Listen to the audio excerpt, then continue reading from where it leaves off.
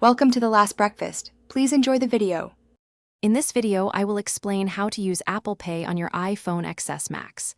To get started, open the Wallet app, which is easily identifiable by its icon.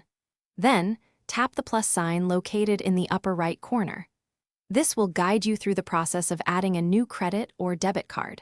You can either use your phone's camera to scan the card or manually input the details.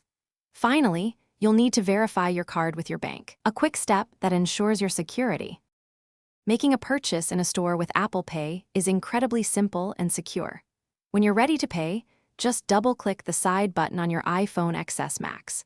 Your device will then prompt you to authenticate using Face ID or your passcode, ensuring only you can authorize payments.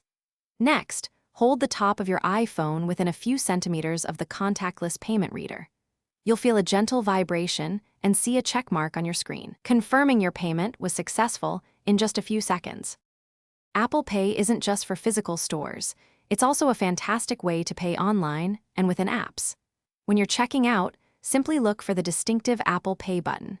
Tapping this button will allow you to select Apple Pay as your preferred payment method. You'll then confirm your purchase using Face ID or your passcode, just like in a store. This method also conveniently pre-fills your shipping and billing information, saving you valuable time and effort during your online shopping experience. Security and privacy are at the core of Apple Pay. When you add a card, your actual card number is never stored on your iPhone XS Max or on Apple's servers. Instead, a unique encrypted device account number is created and securely stored. Each transaction is authorized with a one-time unique transaction code. Furthermore, every payment requires your Face ID or passcode, adding an extra layer of protection. Merchants only receive this device account number, never your actual card details, keeping your financial information private. Thanks for watching. If this was helpful, leave a like and consider subscribing. See you next time.